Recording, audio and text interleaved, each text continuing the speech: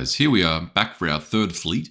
And for this fleet, I want to do something a little bit different. I want to go for a more vertical looking ship because I feel like this might create a nice dynamic on the playboard itself because the majority of the ships are generally flat. So having some sort of vertical tall ships in there should greatly give us some contrast against what would otherwise be just a flat board. So I've selected a few images offline. I'm particularly drawn to these ones here with the hole in the middle. I just find them to be kind of this overly futuristic sort of element design that I'm kind of drawn to. Collected some other images here, like potentially this kind of was giving me some ideas for the starbase, because again, this is probably going to be included for Eclipse, Second Dawn of the Galaxy. I think this is the ship from Star Wars, the Solo, just the vertical ship there, which is pretty neat and cool. And yeah, just a couple of things. And then the computer chip, basically it's the circuit board. I kind of like this it sort of overemphasizes this technologically advanced race that I kind of want to lean into for this particular one. So let's get cranking and we'll see what we get.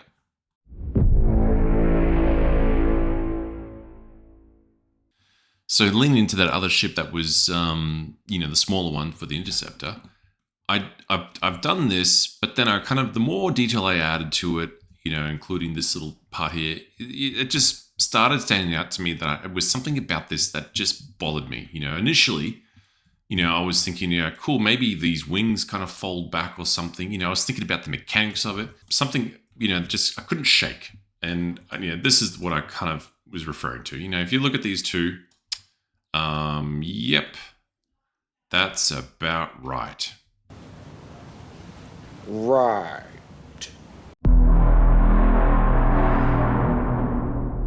So moving away from our fishy disaster, I eventually came across a couple of designs that I liked and then shaped them into this.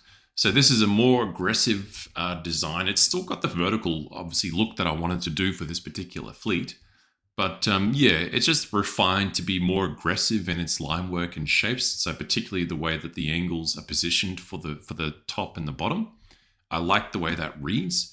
And then the other part that I kind of wanted to include that just kind of came about naturally was just sort of adding in these sort of channels. And immediately it started to look and remind me of like a circuit board, which is cool because it just feels like, hey, this is like a little piece of technology floating there in space. So pretty happy with the save that we got for the Interceptor compared to this one. So now let's move on to our let's move on to our cruiser and dreadnought.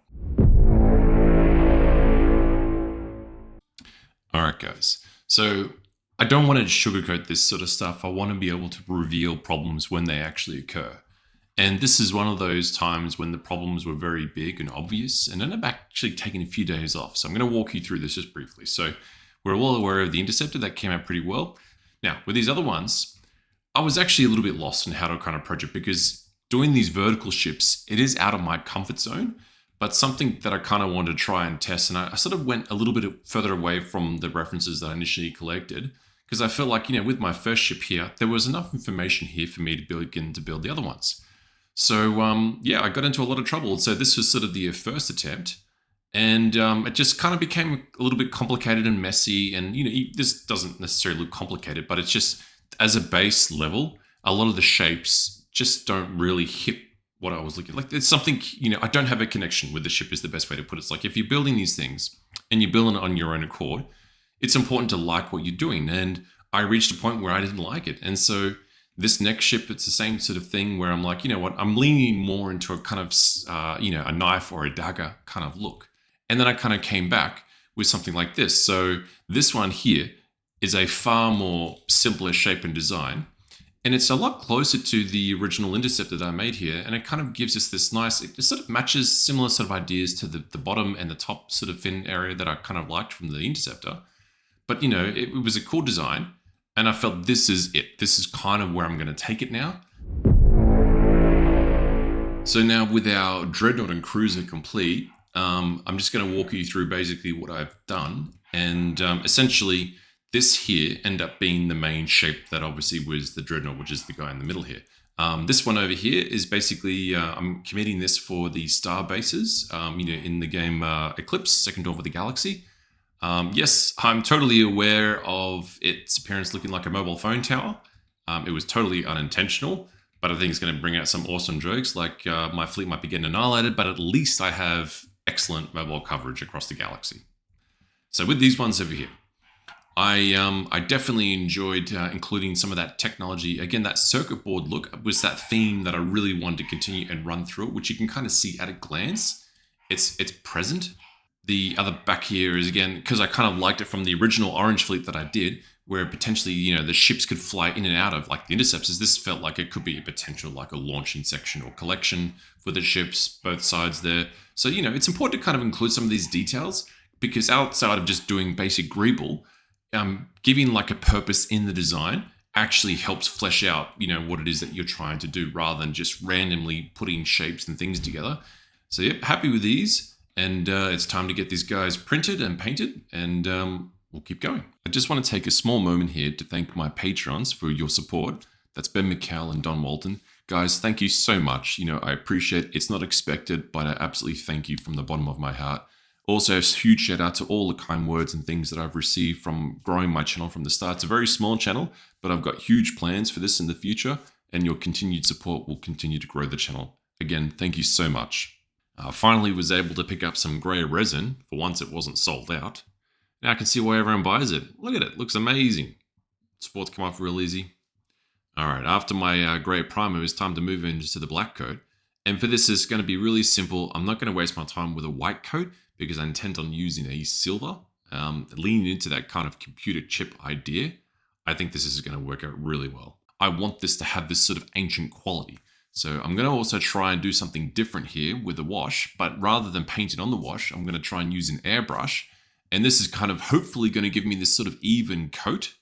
Now, if you notice, I'm using a thinner instead of water to thin down the actual paint. And this is just to sort of lower the surface tension of the liquid so it doesn't pool. It kind of gives it more of an even spread. But unfortunately, not only was the paint thin, so was my patience. Using the airbrush, I realized I was going to have to do a gazillion layers to make this work, so I decided to just put that down and switch over to the paintbrush and liqueur thinner. Liqueur thinner, no real reason, I just wanted to experiment and see how it would behave and react. And you know what? It worked. It instantly gave me this ancient quality I was looking for. After splashing the rest of the fleet with this magical paint, it was time to move on to an accent color. So I settled on medium blue from Tamiya. This is basically giving me this strong contrast. This matte finish is going to work really well against a shiny surface. I know what you're thinking. You're thinking, oh my god, look how amazing his painting is. And you're absolutely right. I'm only going to show you the great stuff on camera, so don't look at the rest of the ships when they're complete. Now, there was no real logic to this. I just end up choosing sort of parts in the ship that I wanted to pull out and separate with a bit of color. Kind of influenced by the old Command & Conquer games, where you kind of pick a main theme color and then it gives you these little accent colors into it. So I'm definitely leaning into the RTS of this one, and I think it came out pretty well. Alright guys, we've reached my favorite part of the process, my happy hour, the pin wash. Now I'm going to be doing things a little bit differently this time. I'm not going to go splash it across everything. I'm going to be a little bit more surgical with my brush strokes, and try and target specific areas that I want to bring out and enhance. I don't want to do this right across the ship and go back over it with the white spritz to clean up. I just want to be kind of clean and precise with this. So yeah, if you're not familiar with the pin wash, this basically takes it, if you've got a potato, you get to outline it with black lines and it looks like a potato with outlines. It looks amazing, but it definitely makes a ship that can look bad and average look amazing. So highly recommend it to those who've never tried it before. Definitely give it a whirl. You'll have some fun and you'll realize it's very easy to clean up your mistakes. Just look at how precise this is. Oops, went out a little bit there. But look at that. That's amazing. That's a great stroke. That's another good one. Tiny spill there, but that's fine. Who's watching that? And oh my god, look at that! Is surgical? Absolutely surgical. Oh god, I could just watch this for hours.